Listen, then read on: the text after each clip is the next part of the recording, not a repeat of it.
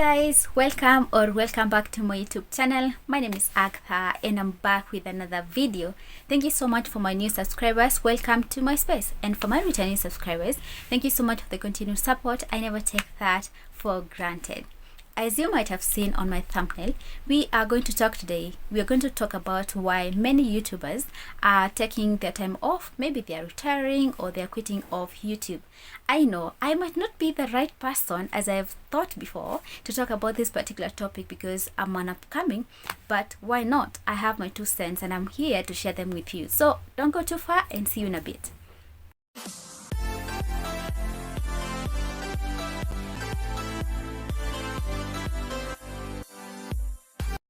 Continue. Have you subscribed to my channel? If you haven't, please go ahead and subscribe, and thank you so much in advance.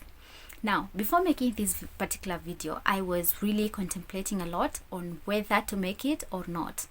I was attacked by, imposter syndrome, and I was asking myself, am I the right person to talk about this particular topic? Because I've seen people that have made these particular videos, people that have been on here for a very long time. But then again, I thought to myself, why not? Everyone is opinionated, and it's okay to give my 2 cents on this particular one. And here we are. I do not have the exact reasons as to why many YouTubers are quitting YouTube, but I have a few things in mind here and there. When I was thinking and listening to these YouTubers talk about why they are quitting, I realized that there is that thing of work-life balance.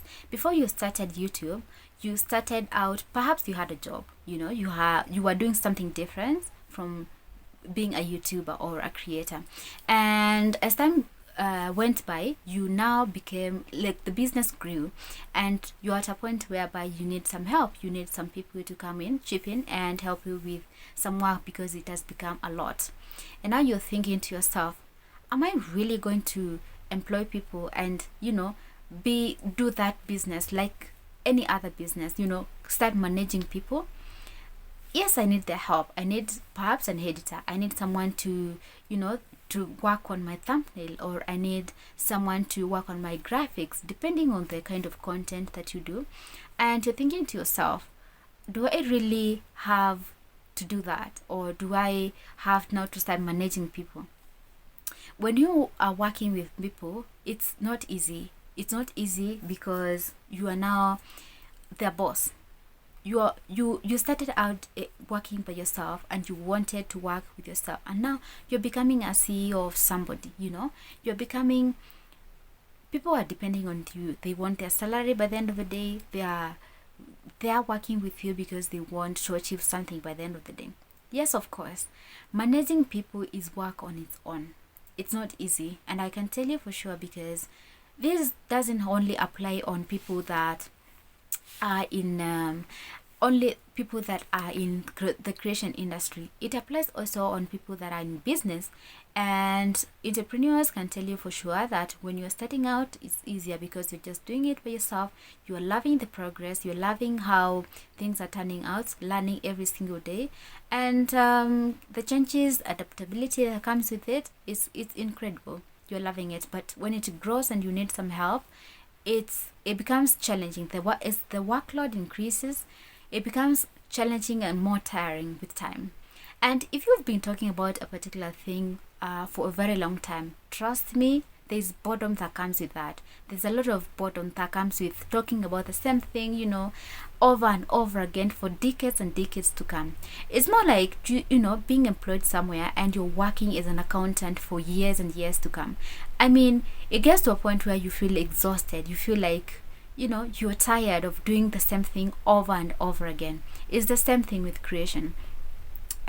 Being a creator or being on the creative industry, and it's crazy that people don't think that being a creator or being a YouTuber, it's more exhausting than any other job, because you are your own boss, yes, but at the same time, it's something that it doesn't give you the room to enjoy life, by yourself. It gives you, like, you keep on, you're on YouTube constantly. You are thinking about creating content all the time. Even when you're relaxing, you have to shoot. You're in the beach, you're at the beach relaxing, you have to keep on shooting and showing people life. And sometimes I also believe that it's a matter of privacy why people are quitting, because sometimes when you're starting out, you don't think that it's really a big deal to post something, but when you look at videos and you think, wow, I went too far with this one. You might have known that I'm really passionate about discipline. And why is that? Because I do know that this is something that many people are struggling with, regardless of their age. They are really struggling with. And I do know that when I keep on talking about this particular one, I know that they are going to pick up on it at some point, and they're going to better their lives in the near future. And I always also talk about finding your why, knowing why you started in the first place. And when I heard about all these creators talking about quitting, I thought to myself, did they really start by asking why they started in the first place? And I do know that when you're in your early stages in life, when you're in, let's say in your early 20s, or when you're still 18, your priorities change with time. Some of the things that I'm posting right now, I might look at them in decades to come and think to myself, I overshare, that was too much. Priorities change with time. That might be one of the reasons why they decided to quit. But let's look it from the point of, maybe you started YouTube as a hobby. I would say you started out just posting videos and just having fun with it, and then it grew with time and became a thing, because there is that algorithm kind of thing. It's pushing you videos, it's suggesting videos to people, and now you have a larger audience whereby you have to keep on feeding them with content. You have to keep on creating content to keep the views coming in and subscribers engaged. Now, you never thought of that when you started out. And if you've started business, you've done any business, you'll know that when it comes to business, you start small, and as it progresses and it becomes big, the workload increases with time. So now, right now, maybe you started out as, let me give you an example with myself, because I do shoot my own videos. I write the script. Sometimes I write the script, sometimes I don't write the script. I shoot the videos myself, and I edit and post the videos by myself. So now, you've been doing that over time, and now as time goes by, you come to a point whereby you feel like you need some help. You want someone to come and chip in, to help you with perhaps the editing part, perhaps, working on the thumbnail part, perhaps, working on some other areas of your life.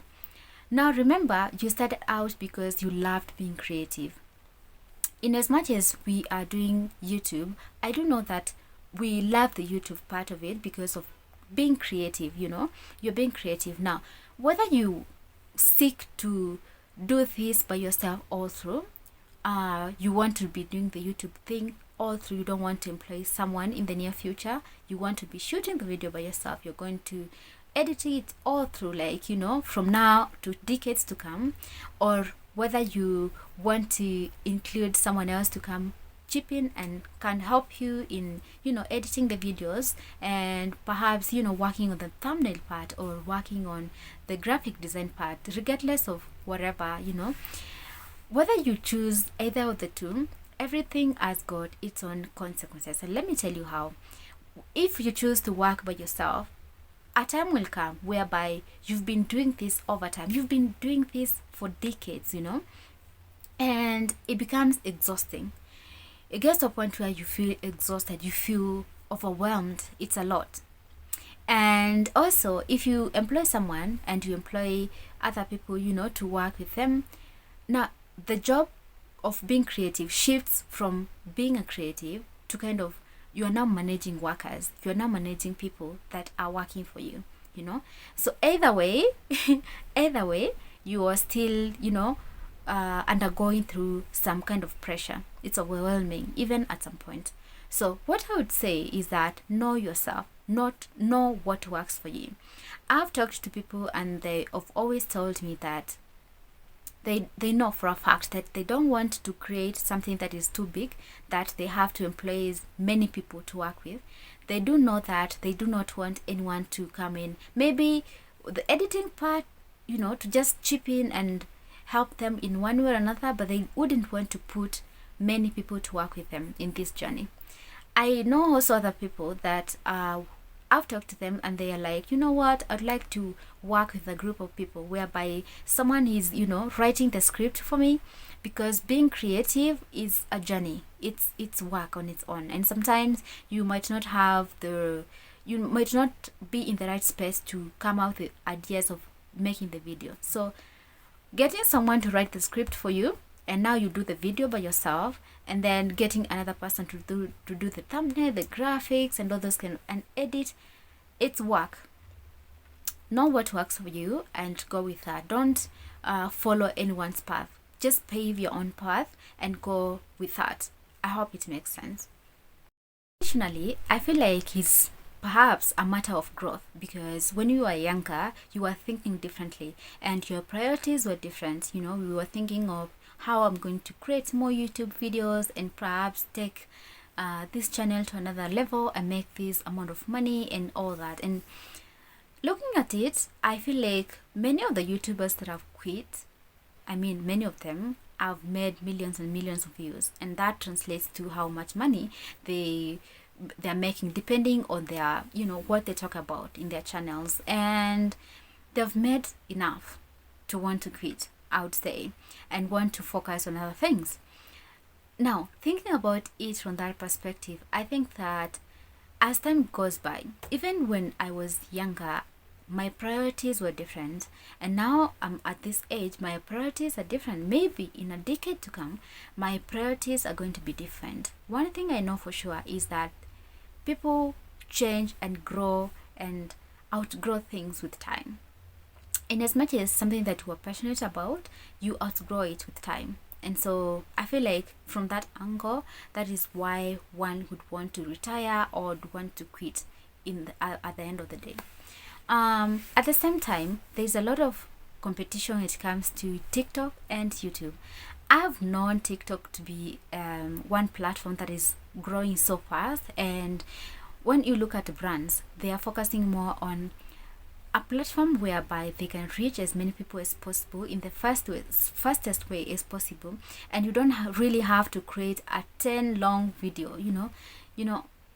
You have to create just a very small video, and then it's going to reach as many people as possible, and they're going to get those customers very fast. So yeah, for this video, guys, and my list is by no means exhausted, but I just thought of putting a comma and then we can continue from there. I'd like to see myself in a decade from now and see what I think of this particular video and my thoughts then of this particular video. So yeah, let's continue the conversation on the comment section. Tell me your takeaway or your thoughts on this particular topic, and tell me, have you thought about how you're going to scale up your business so far, if it grows to a point where you want some help or not? If you haven't, please go ahead, please give it a thought, and see you in the next video. Until then, take care of yourselves. Bye.